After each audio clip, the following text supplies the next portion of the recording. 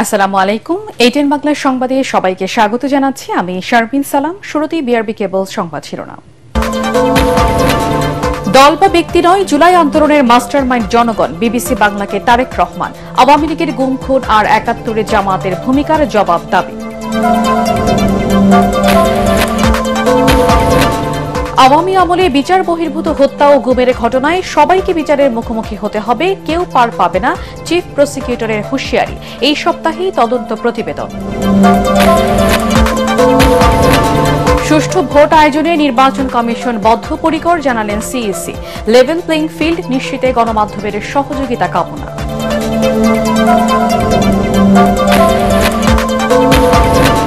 রংপুরে গঙ্গাচড়ায় তিস্তার সেতু রক্ষা বাঁধ ভেঙে তলিয়ে গেছে অসংখ্য ঘরবাড়ি ও ফসলি জমি, দুর্ভোগে বানভাসী মানুষ।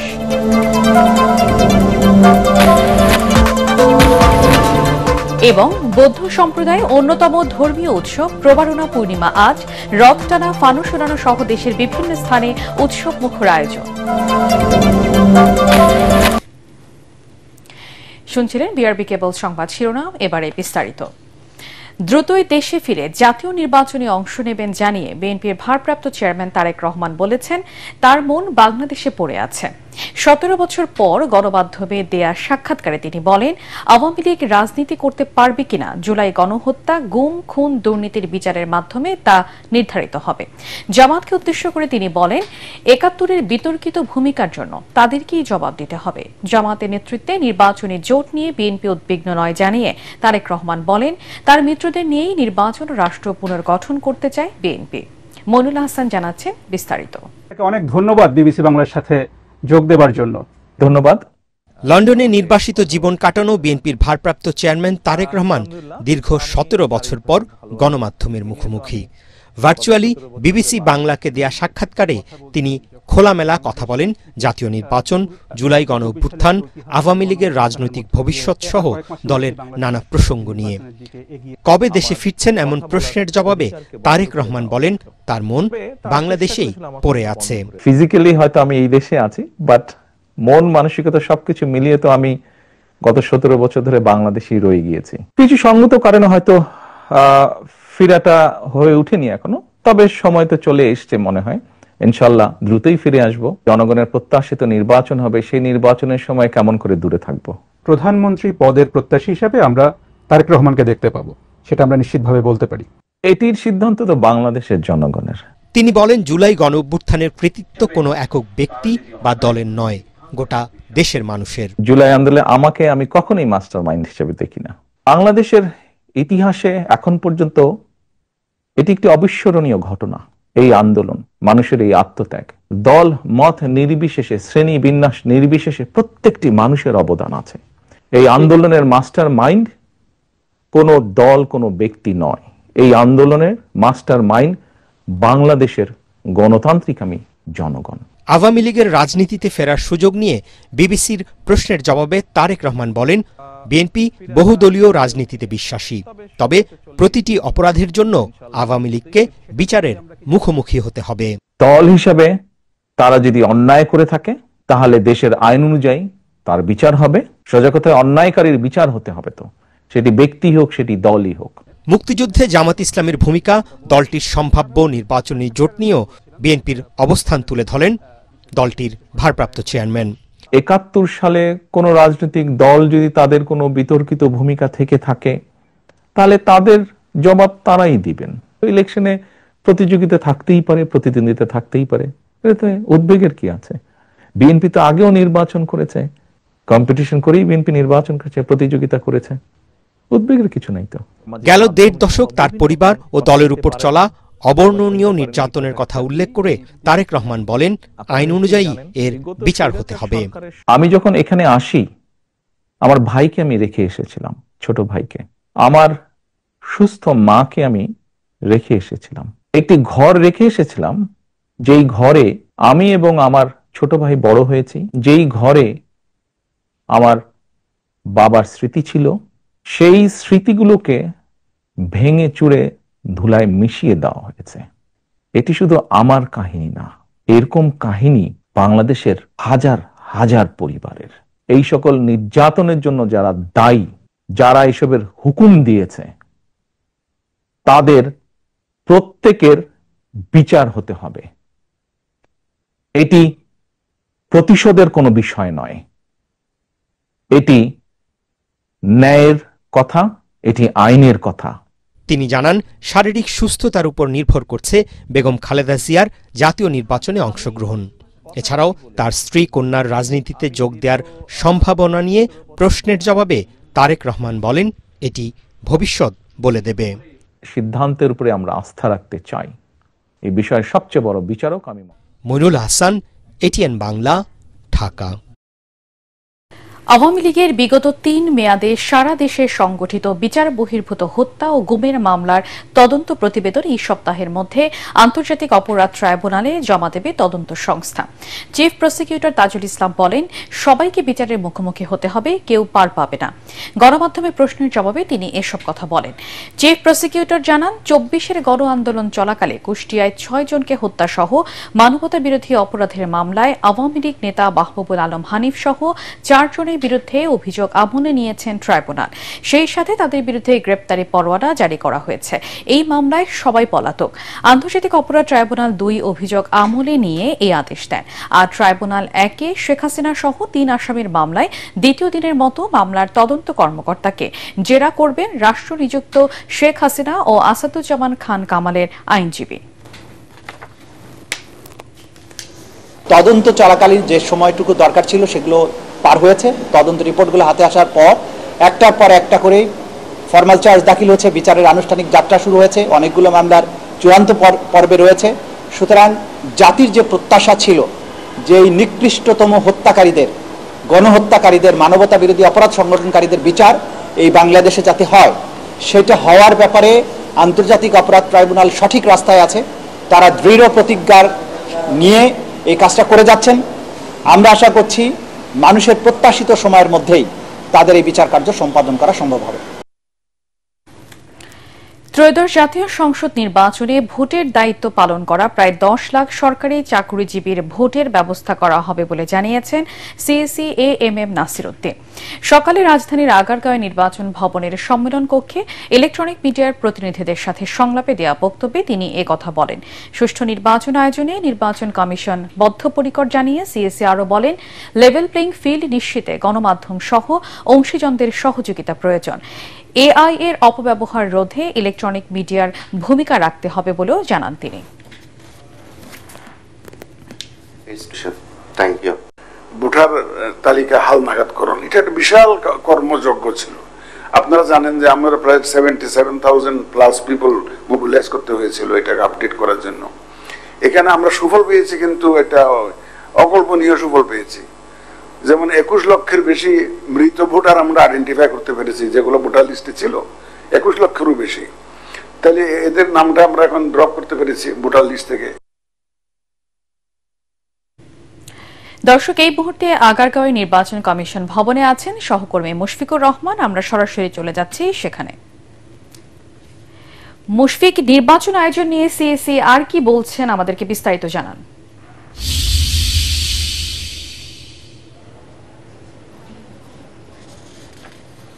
শারমিন, এই মুহূর্তে অবস্থান করছি নির্বাচন কমিশন ভবনে। সকাল থেকে কিন্তু ইলেকট্রনিক মিডিয়া যারা আছেন, ইলেকট্রনিক মিডিয়ার সাংবাদিক যারা আছেন, তাদের সাথে আসলে প্রধান নির্বাচন কমিশনার এএমএম নাসির উদ্দিন এবং অন্যান্য যারা নির্বাচন কমিশনার আছেন এবং নির্বাচন কমিশনের যারা সচিব আছেন তাদের সাথে কিন্তু একটা সংলাপ অনুষ্ঠিত হয়। এবং এই সংলাপটি আসলে অনুষ্ঠিত হচ্ছে আসন্ন ত্রয়োদশ জাতীয় সংসদ নির্বাচনকে কিভাবে আসলে অবাধ এবং সুষ্ঠু করতে পারা যায় এবং সেই নির্বাচনের সংবাদ সংগ্রহে সাংবাদিকদের আসলে কি কি প্রয়োজন, কিভাবে কাজ করলে তারা আসলে সঠিক সংবাদটা প্রচার করতে পারবেন এবং নির্বাচন কমিশন কিভাবে কাজ করলে আসলে আসন্ন জাতীয় সংসদ নির্বাচন আসলে সুষ্ঠু এবং অবাধ হবে বা অংশগ্রহণমূলক হবে, সেই বিষয়ে কিন্তু আসলে সাংবাদিকদের সাথে এই সংলাপটা হয়। সেখানে কিন্তু সাংবাদিকরা নানা ধরনের পরামর্শ দিয়েছেন এবং ব্যক্তিগত অভিজ্ঞতাও তারা বিভিন্ন সময় নির্বাচনের যে অভিজ্ঞতা সেগুলো শেয়ার করে কিন্তু তারা আসলে বিভিন্ন দাবিও তুলে ধরেছেন। সেই মধ্যে সবার যেখানে একটাই কথা, বেশিরভাগ সাংবাদিকই কিন্তু একই কথা তুলে ধরেছেন করেছেন সেটা হচ্ছে সংবাদ সংগ্রহে যাতে আসলে কোনো ধরনের কোনো বাধ্যবাধকতা না থাকে, বিশেষ করে নির্বাচন কমিশনের পক্ষ থেকে নির্বাচন চলাকালীন সময় যে কার্ডধারী সাংবাদিকরা যারা থাকেন, কার্ড দেওয়া হয় সাংবাদিকদের, সেই কার্ড আসলে কারোর সাথে থাকলে তাকে আসলে কোনো ভোট কেন্দ্রে প্রবেশের ক্ষেত্রে কোনো ধরনের কোনো প্রতিবন্ধকতা যাতে সৃষ্টি করা না হয় সেই দাবি কিন্তু তারা তুলে ধরেছেন।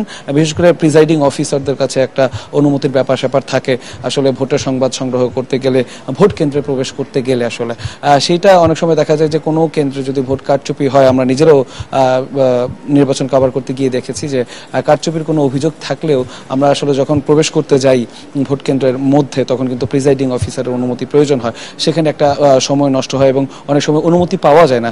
সেই যে জটিলতা মোকাবেলা করতে করতেই কিন্তু আসলে দেখা যায় যে ভোট কারচুপির সাথে যারা জড়িত ছিলেন বা অন্যান্য অভিযোগ যাদের বিরুদ্ধে ছিলেন তারা আসলে কিন্তু সটকে পড়ে বা নিরাপদে চলে যায়। তো সেই যে ব্যাপারটা সেটা যাতে না হয়, এবং এছাড়া দেখা গেল যে অনেক সময় সঠিক সংবাদ প্রচার করতে সাংবাদিকদের ওপরেও কিন্তু আসলে অনেকে উগ্র মনোভাব প্রকাশ করে এবং হামলারও ঘটনা ঘটেছে বিগত অনেক নির্বাচনেই। তো সেই ক্ষেত্রে সাংবাদিকদের আসলে কিভাবে নিরাপত্তা দেবে নির্বাচন কমিশন, সেই ব্যাপারেও কিন্তু আসলে তুলে ধরা হয়, অনেক দাবি তুলে ধরা হয়। এছাড়া নির্বাচন কমিশনার যেটা বলেছেন যে অবাধ এবং সুষ্ঠু নির্বাচন আয়োজনে গণমাধ্যম কর্মীদের যে ভূমিকা সেটা ছাড়া আসলে সম্ভব না। এছাড়া বিশেষ করে এআই এর যুগ চলছে, এআই এর মাধ্যমে যে অপপ্রচার করা চালানো হবে সেই ক্ষেত্রে আসলে ইলেকট্রনিক মিডিয়ার কথা বিশেষ করে বলেছেন যে ইলেকট্রনিক মিডিয়ার সহযোগিতা ছাড়া এআই এর যে প্রোপাগান্ডা যেগুলো চলে সেগুলো আসলে দূর করা সম্ভব না বলে তারা জানিয়েছেন। এছাড়া প্রবাসী ভোটারদের কথা বলেছেন যে প্রবাসী ভোটের সংখ্যা এবার বাড়বে বলে তারা আশাবাদ ব্যক্ত করেছেন। এছাড়া সাংবাদিকরা আরেকটা কথা তুলে ধরেছেন যে যেই সাংবাদিকরা আসলে ভোটের খবর সংগ্রহের সাথে জড়িত থাকবেন তাদের ভোট আসলে কিভাবে দিবেন, তাদের ভোট দেওয়ার একটা উপায় বা রাস্তা থাকা দরকার বা ব্যবস্থা থাকা দরকার, সেটাও কিন্তু তারা দাবি করেছেন। এছাড়া প্রধান নির্বাচন কমিশনার কিন্তু বলেছেন যে প্রবাসী ভোটারদের ভোট গ্রহণে যারা জড়িত থাকবেন এবং দেশব্যাপী যারা যে সরকারি কর্মকর্তারা ভোট গ্রহণের সাথে আসলে জড়িত থাকবেন তাদেরকে পরবর্তীতে ভোট প্রদানের যে ব্যবস্থা সেই ব্যবস্থা করা হবে এবং অন্যান্য বছরের তুলনায় যে কালিমাযুক্ত যে নির্বাচন। মুশফিক, আপনাকে ধন্যবাদ। দর্শক, আগারগাঁও নির্বাচন কমিশন ভবন থেকে আমাদের সাথে যুক্ত হয়েছিলেন সহকর্মী মুশফিকুর রহমান। কয়েকদিনের টানা বৃষ্টি ও উজান থেকে নেমে আসা পাহাড়ি ঢলে রংপুরের গঙ্গাচড়ায় তিস্তার সেতু রক্ষা বাঁধে ফাটল দেখা দিয়েছে। ধসে গেছে বাঁধের প্রায় ৪০ কিলোমিটার জায়গার ব্লক। এতে ভাঙনের কবলে পড়েছে তিস্তার বাম তীর। পানিবন্দী হয়ে পড়েছে নদী পাড়ের হাজারো মানুষ। হুমকির মুখে রয়েছে লালমনিরহাট রংপুর অঞ্চলের যোগাযোগ সড়ক সেতু ও বাঁধের তীরবর্তী ৫টি গ্রাম। এদিকে কমতে শুরু করেছে নীলফামারী ও লালমনিরহাটে তিস্তা নদীর পানি। উজানের ভারী বৃষ্টিপাত ও পাহাড়ি ঢলে রোববার রাতে পানি বাড়লেও বর্তমানে নীলফামারী ডালিয়া পয়েন্টে বিপদসীমার নিচ দিয়ে প্রবাহিত হচ্ছে তিস্তার পানি। ডালিয়া পানি উন্নয়ন বোর্ড জানায় রোববার সন্ধ্যায় বিপদসীমার উপরে ওঠে তিস্তার পানি। সবশেষ রাত 11টায় তা বিপদসীমার ৩৫ সেন্টিমিটার উপর দিয়ে প্রবাহিত হয়। এতে নদী তীরবর্তী চরগুলোতে পানি ঢুকে পড়ে। পানি বৃদ্ধির ফলে ডালিয়া ব্যারেজের সবকটি জলকপাট খুলে দেওয়া হয়। তবে সকাল ৯টা থেকে পানি নামতে শুরু করেছে বিভিন্ন নিম্নাঞ্চল থেকে। পানি বৃদ্ধি পাওয়ায় তিস্তা ব্যারেজের ভাটিতে থাকা লালমনিরহাটের হাতিবান্ধা, কালীগঞ্জ, আদিতমারি ও সদর উপজেলার নদী তীরবর্তী নিম্নাঞ্চলগুলো তলিয়ে যায়। আজ প্রবারণা পূর্ণিমা, বৌদ্ধ সম্প্রদায়ের অন্যতম ধর্মীয় মহোৎসব। আত্মশুদ্ধি, অশুভকে বর্জন ও সত্য সুন্দর বরণের আহ্বান জানিয়ে নানা আনুষ্ঠানিকতার মধ্য দিয়ে পালিত হচ্ছে দিনটি। এটি আশ্বিনী পূর্ণিমা নামেও পরিচিত। বৌদ্ধ মতে এই পুণ্যতিথিতেই মহামানব গৌতম বুদ্ধ মানবজাতির কল্যাণে ধর্মপ্রচারের নির্দেশ দেন ভিক্ষু সংঘকে। ত্রৈমাসিক বর্ষাবাস সমাপ্তির মধ্য দিয়ে আসে প্রবারণা তিথি।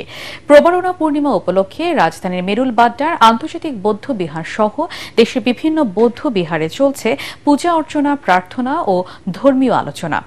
বাংলাদেশ বুদ্ধিস্ট ফেডারেশনের আয়োজনে সেখানে অনুষ্ঠিত হচ্ছে সমবেত প্রভাতী বন্দনা, বুদ্ধ পূজা, আলোচনা সভা, আলোকসজ্জা ও বর্ণাঢ্য ফানুস উৎসব।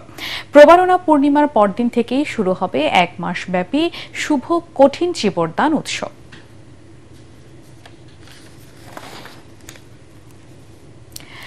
প্রবারণা পূর্ণিমা উপলক্ষে বৌদ্ধ ধর্মাবলম্বীদের প্রাণকেন্দ্র বান্দরবানে এখন উৎসবের আমেজ।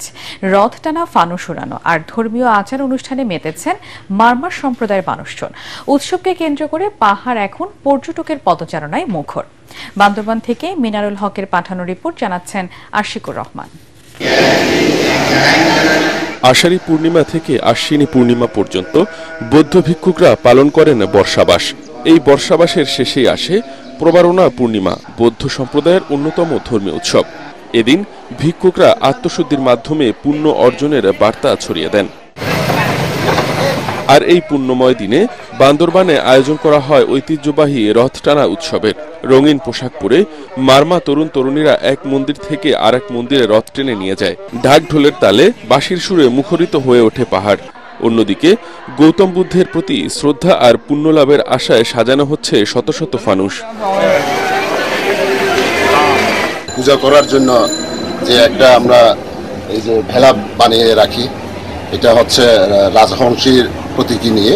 দু রঙের কাজ বাকি আছে এবং এটি আমরা 7 তারিখে পাড়া প্রদক্ষিণ করে নদীতে বিসর্জন নিব। প্রবারণা পূর্ণিমা উপলক্ষে আমরা এবারে রাজহংসী আদলের রথ বানাচ্ছি, সাথে রথ পাহারা দেওয়ার জন্য আমরা পচমা বানাচ্ছি। সন্ধ্যায় শহরের উজানিপাড়া ও মধ্যপাড়ায় অনুষ্ঠিত হবে এই রথ টানা উৎসব। উৎসবকে ঘিরে এখন বান্দরবানের মারমা পল্লীগুলোতে চলছে নানা আয়োজন। নেওয়া হয়েছে পর্যাপ্ত নিরাপত্তা ব্যবস্থা। অনুষ্ঠানকে কেন্দ্র করে বান্দরবান জেলা পুলিশ প্রয়োজনীয় যে নিরাপত্তা ব্যবস্থা সেটা গ্রহণ করবে। বান্দরবান জেলার আইন শৃঙ্খলা পরিস্থিতি অনেক ভালো। এখানে যে সকল সাধারণ পাহাড়ি বাঙালি জনগণ আছে তারা সম্প্রীতিটাকে সবসময় প্রাধান্য দেয়। পটুয়াখালীতেও পালিত হচ্ছে প্রবারণা পূর্ণিমা। বুদ্ধ পূজা ও পঞ্চশীল প্রার্থনার মধ্য দিয়ে শুরু হয় এর আনুষ্ঠানিকতা। মানুষে মানুষে মেলবন্ধনের এক ব্যতিক্রমী উৎসবে পরিণত হয়েছে Prabarana Purnima. Bureau report, ATN Bangla. 10 দিন পর আগামী 16 অক্টোবর রাজশাহী বিশ্ববিদ্যালয় কেন্দ্রীয় ছাত্র সংসদ রাকসু নির্বাচন অনুষ্ঠিত হতে যাচ্ছে। নির্বাচনকে ঘিরে প্রচার প্রচারণা এখন তুঙ্গে। নির্বাচন কমিশনের নিয়ম অনুযায়ী আর মাত্র 8 দিন প্রচার প্রচারণার সুযোগ পাবেন প্রার্থীরা। তাই এই কদিন ভালোভাবে কাজে লাগিয়ে ভোট যুদ্ধে জয়ী হতে ক্যাম্পাস এবং ক্যাম্পাসের বাইরে দিন রাত প্রচারণা চালাচ্ছেন তারা। এদিকে নির্বাচনকে ঘিরে সাইবার বুলিং এর বিরুদ্ধে পদক্ষেপ নেওয়া এবং নির্ধারিত সময় ত্রুটিমুক্ত নির্বাচনের প্রত্যাশা সাধারণ শিক্ষার্থীদের।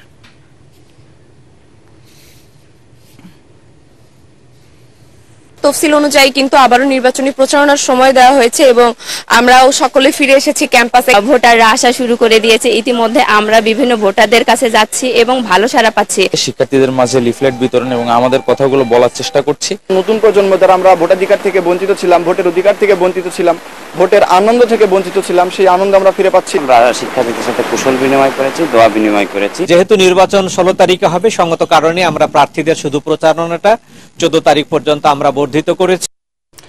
অপরিকল্পিত নগরায়ন শুধু ঢাকা বা চট্টগ্রাম নয়, সারা দেশে ছড়িয়ে গেছে বলে মন্তব্য করেছেন গণপূর্ত গৃহায়ন উপদেষ্টা আদিলুর রহমান খান। বিশ্ব বসতি দিবস উপলক্ষে তিনি একথা বলেন। ভূমির সঠিক ব্যবহার, সাশ্রয়ী আবাসন, পরিকল্পিত উন্নয়নের মাধ্যমে সকলের জন্য আবাসন নিশ্চিত করা যেতে পারে বলে জানান আদিলুর রহমান খান। অনুষ্ঠানে পরিবেশ উপদেষ্টা সৈয়দা রিজওয়ানা হাসান বলেন, বস্তিবাসীকে পুনর্বাসনের পরিকল্পনা করার চেয়ে স্থানীয়ভাবে জেলা পর্যায়ে তাদের সমস্যার সমাধান করার তাগিদ দেন তিনি। রাজকের প্লট মধ্যবিত্তরা পাচ্ছে না মন্তব্য করে তিনি বলেন, অথচ ধনীরা এক একজন 6 থেকে 7টি প্লটের মালিক হচ্ছেন। আমি হয়তো রাজুক থেকে একটা প্লটই পেলাম, হয়তো আমার পরিবারও একটা প্লটই পেল, কিন্তু আমি বিত্তশালী হওয়ার কারণে আমি আরো অনেক কয়টা প্লট কিনতে পারছি। তাহলে একজন মালিকই 6-7টা প্লটের মালিক হচ্ছেন, অন্যদিকে একজন মধ্যবিত্ত প্লট পাচ্ছেন না। শুধু ঢাকা বা চট্টগ্রাম নয়, অপরিকল্পিত নগরায়নের এ ধরনের নেতিবাচক চিত্র বাংলাদেশের অন্যান্য শহরগুলোতেও স্পষ্ট। বিশেষ করে খুলনা, বরিশালের মতো উপকূলীয় শহরগুলিতে জলবায়ু পরিবর্তনের অভিঘাত তীব্র আকার ধারণ করছে। নারীর ক্ষমতায়নে জাতীয় সংসদে নারীর সদস্য সংখ্যা 100-তে উন্নীত করা প্রয়োজন বলে মন্তব্য করেছেন শ্রম ও কর্মসংস্থান উপদেষ্টা ড এম সাখাওয়াত হোসেন। তিনি বলেন, নারী শুধু মা নয়, নারীরা যোদ্ধাও। দক্ষতা উন্নয়নের মাধ্যমে নারীর উন্নয়ন সম্ভব। সেক্ষেত্রে পলিসি মেকিংয়ে নারীদের সদস্য সংখ্যা বাড়ানো জরুরি বলে মত দেন তিনি। সকালে রাজধানীর এক অভিজাত হোটেলে 2 দিন ব্যাপী নারী দক্ষতা ও কর্মসংস্থান উদযাপন অনুষ্ঠান হার আইজ অন ফেস্ট উদ্বোধনকালে প্রধান অতিথির বক্তব্যে তিনি একথা বলেন। To raise 50 representation of 35 John 50 to 100 এবং এই 100 মহিলা আমাদের দেশের representative would be elected, not selected by the party. Women empowerment যদি কথা বলেন তাহলে আমার কাছে ওই আমাদের সংসদে 100 মহিলা রিপ্রেজেন্টেশন দরকার মিনিমাম। ওইখানে যদি women empowerment না হয়, পলিসি মেকিং এ যদি women empowerment না হয়, তাহলে এই এম্পাওয়ারমেন্টের কথা আমরা বলেই যাব। নোয়াখালী, ফেনী, লক্ষ্মীপুর এবং পার্শ্ববর্তী জেলা নিয়ে নোয়াখালী বিভাগ বাস্তবায়নের দাবি জানিয়েছেন এলাকাবাসী। সকালে জাতীয় প্রেস ক্লাব অডিটোরিয়ামে আয়োজিত সংবাদ সম্মেলনে উপস্থিত ছিলেন নোয়াখালী বিভাগ বাস্তবায়ন কমিটির আহ্বায়ক ও জেলা সমিতির সিনিয়র সহসভাপতি কে এম মোজাম্মেল হক, সভাপতি এম এ খান বেলাল এবং সাধারণ সম্পাদক আব্দুল মাবুদ।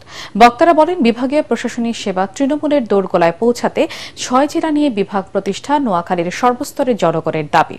এ সময় নোয়াখালী বিভাগ প্রতিষ্ঠার পক্ষে লিখিত বক্তব্য তুলে ধরা হয়। তারা বলেন, এতে ঢাকা ও চট্টগ্রামের উপর চাপ কমবে, সেই সাথে নোয়াখালীর দক্ষিণ উপকূলে জেগে ওঠা নিঝুম দ্বীপ, ভাসানচর, স্বর্ণদ্বীপ দেশের জন্য এক অফুরন্ত সম্ভাবনার দ্বার খুলে দেবে বলেও মনে করেন তারা। তারেক রহমান ঘোষিত 31 দফা কর্মসূচি জনগণের দুয়ারে পৌঁছে দেয়া এখন দলের প্রধান লক্ষ্য বলে মন্তব্য করেছেন বিএনপি নির্বাহী কমিটির স্বেচ্ছাসেবক বিষয়ক সম্পাদক মীর শরফত আলী সপু। মুন্সিগঞ্জের শ্রীনগরে দিনব্যাপী 31 দফা কর্মসূচির লিফলেট বিতরণ ও পথসভা শেষে সাংবাদিকদের সঙ্গে আলাপকালে তিনি এ মন্তব্য করেন।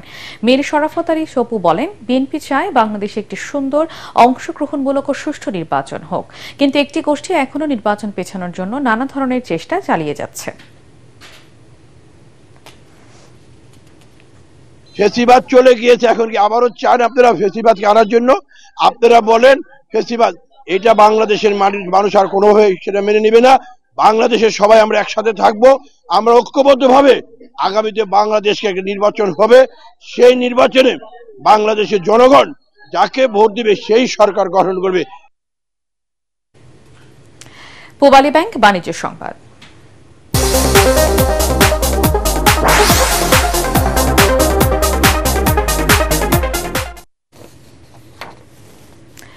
নরসিংদীর সবচেয়ে বড় পাইকারি মাছের বাজার এমপি মার্কেট। প্রতিদিন অল্প সময়ের ব্যবধানে কয়েক কোটি টাকার বেচাকেনা হয় এখানে। বিক্রেতাদের দাবি, দাম তুলনামূলক কম এবং তাজা মাছ পাওয়া যায় বলেই এই বাজারে দিন দিন ক্রেতা বাড়ছে। নরসিংদীর সংবাদদাতার পাঠানো রিপোর্ট জানাচ্ছেন ফারহিন ইসলাম টুম্পা। সারি সারি ট্রাকে আনা হয়েছে রুই, কাতলা, ট্যাংরা সহ দেশীয় নানা প্রজাতির মাছ। দেশের বিভিন্ন প্রান্ত থেকে প্রতিদিন প্রায় 30 থেকে 40টি ট্রাকে মাছ নিয়ে এই বাজারে নিয়ে আসেন বিক্রেতারা।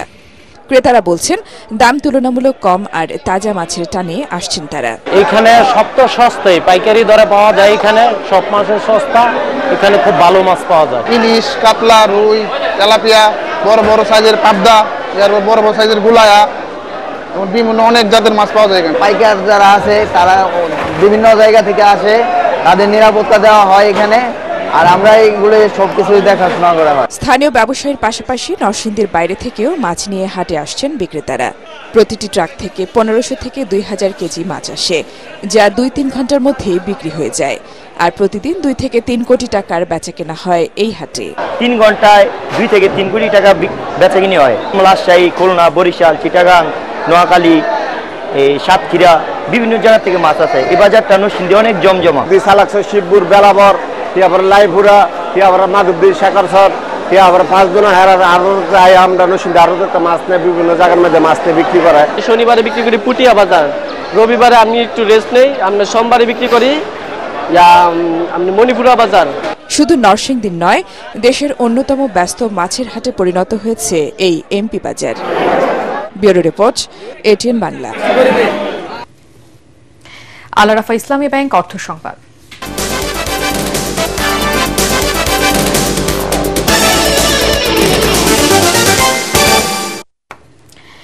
শিক্ষকদের মাথায় মুকুট পরিয়ে সম্মান জানিয়ে বিশ্ব শিক্ষক দিবস পালন করল যশোর আদ্দিন নার্সিং ইনস্টিটিউটের শিক্ষার্থীরা। পুলের হাটে কলেজটির হল রুমে আয়োজিত অনুষ্ঠানে প্রধান অতিথি ছিলেন আদ্দিন সকিনা মেডিকেল কলেজ হাসপাতাল ও আদ্দিন নার্সিং ইনস্টিটিউটের অ্যাসোসিয়েট ডিরেক্টর নাজমুন নাহার। যশোর থেকে তামান্না ফারজানার পাঠানো রিপোর্ট জানাচ্ছেন আসিফুর রহমান সাগর। ভিন্নধর্মী আয়োজনে শিক্ষক দিবস উদযাপন করল যশোর আদ্দিন নার্সিং ইনস্টিটিউটের শিক্ষার্থীরা। শিক্ষক শিক্ষার্থীদের যে গভীর সম্পর্ক, তাই ব্যতিক্রমী আয়োজন নতুন করে সবাইকে মনে করিয়ে দিল। অনুষ্ঠানের প্রধান অতিথি আদ্দিন সকিনা মেডিকেল কলেজ হাসপাতাল ও নার্সিং ইনস্টিটিউটের অ্যাসোসিয়েট ডিরেক্টর নাজমুন নাহার বলেন, শিক্ষকরা জাতির আত্মা। শিক্ষার্থীদের সাফল্যের পেছনে তাদের নিঃস্বার্থ ভালোবাসা, পরিশ্রম আর ত্যাগের অবদানই সবচেয়ে বড়। শিক্ষকরাই হলেন জাতির আত্মা। ছাত্রীদের শিক্ষার পেছনে, সাফল্যের পেছনে যাদের সবচেয়ে বেশি অবদান থাকে তারাই হলেন শিক্ষক। সভাপতিত্ব করেন অধ্যক্ষ ডক্টর ফিরোজা বেগম। উপস্থিত ছিলেন উপাধ্যক্ষ মেহেরুন্নেসা মেবি সহ শিক্ষক ও শিক্ষার্থীরা। লাভ, হেল্প, রেসপেক্ট তিনটে জিনিস খুবই মনোযোগ দিয়ে দেখো। রূপ অসুস্থ হইলে তাকে আমরা সাহায্য করব, বিপদে পড়লে সাহায্য করব, আমরা সবাইকে রেসপেক্ট করব। ছোট আমার কাছ থেকে যাতে রেসপেক্ট পায় এবং বড় যাতে পায়, এই জিনিসটা আমি খেয়াল রাখবো। তাহলে কিন্তু আমাদের মধ্যে কিন্তু ভালোবাসা বেশি আর বাড়বে। আলোচনা পর্ব শেষে ছিল সাংস্কৃতিক পরিবেশনা, কেক কাটা আর শিক্ষকদের সংবর্ধনা। আনন্দ উচ্ছ্বাসে মুখর হয়ে ওঠে পুরো campus. Bureau report, ATN Bangla. Dhaka reporters unity DRU সদস্য তাদের পরিবারের জন্য আয়োজিত বিনামূল্যে চক্ষু ও ডায়াবেটিক পরীক্ষা ক্যাম্প অনুষ্ঠিত হয়েছে। সকালে ডিআরইউ কার্যালয়ের শফিকুল কবির মিলনায়তনে এই ক্যাম্পের আয়োজন করে ডিআরইউ। অনুষ্ঠানে সহযোগিতা করে lions club of Dhaka legends ও lions club of Dhaka ITL. সকাল 10টা থেকে বিকেল 3টা পর্যন্ত চলবে ক্যাম্পের কার্যক্রম। ক্যাম্পে ডিআরইউ সদস্যরা তাদের স্বামী, স্ত্রী ও সন্তানরা অংশ নেন। এতে প্রধান অতিথি হিসেবে উপস্থিত ছিলেন স্বাস্থ্য সেবা বিভাগের সচিব সাইদুর রহমান, ডিআরইউ সভাপতি আবু সালে আকুন এবং সাধারণ সম্পাদক মাইনুল হাসান সোহেল সদস্যদের এই সেবায় অংশ নিতে আহ্বান জানান। এবারে খেলার খবর।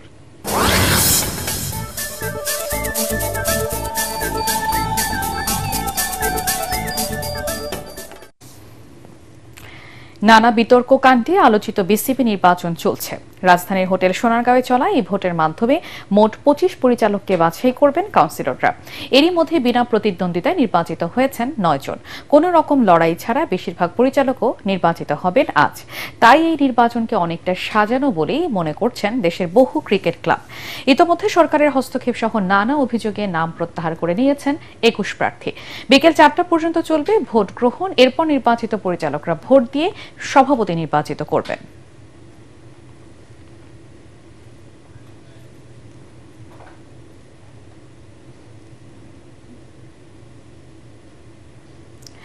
হংকং চায়নার বিপক্ষে এএফসি এশিয়া কাপ ম্যাচে অংশ নেওয়ার জন্য ঢাকা পৌঁছেছেন ইংলিশ প্রিমিয়ার লিগে খেলা বাংলাদেশের মিডফিল্ডার হামজা চৌধুরী। বিকেলে জাতীয় স্টেডিয়ামে অনুশীলন করার কথা রয়েছে তার। সি গ্রুপ থেকে শীর্ষ 2-এ থাকা হংকং ও সিঙ্গাপুরের পয়েন্ট সমান 4 করে, আর একটি করে পয়েন্ট পেয়ে তালিকার 3 ও 4-এ আছে বাংলাদেশ এবং ভারত। ইনশাআল্লাহ আমরা সাকসেসফুল কাম করব। 9 তারিখ আমরা হংকং এর সঙ্গে ন্যাশনাল স্টেডিয়ামে খেলবো। ইনশাআল্লাহ সবাই আমরা সাপোর্ট দেব। শেষ করার আগে বিআরবি কেবল সংবাদ শিরোনাম আরেকবার। দল বা ব্যক্তি নয়, জুলাই আন্দোলনের মাস্টারমাইন্ড জনগণ, বিবিসি বাংলাকে তারেক রহমান। আওয়ামী লীগের গুম খুন আর 71-এ জামাতের ভূমিকার জবাব দাবি। আওয়ামী আমলে বিচার বহির্ভূত হত্যা ও গুমের ঘটনায় সবাইকে বিচারের মুখোমুখি হতে হবে, কেউ পার পাবে না, চিফ প্রসিকিউটরের হুঁশিয়ারি। এক সপ্তাহেই তদন্ত প্রতিবেদন। সুষ্ঠু ভোট আয়োজনে নির্বাচন কমিশন বদ্ধপরিকর, জানালেন সিইসি। লেভেল প্লেইং ফিল্ড নিশ্চিতে গণমাধ্যমের সহযোগিতা কামনা।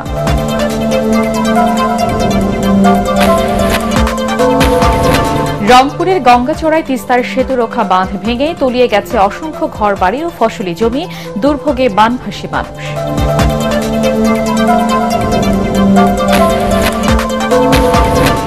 এবং বৌদ্ধ সম্প্রদায়ের অন্যতম ধর্মীয় উৎসব প্রবারণা পূর্ণিমা আজ রথ টানা ফানুস উড়ানো সহ দেশের বিভিন্ন স্থানে উৎসব মুখর আয়োজন।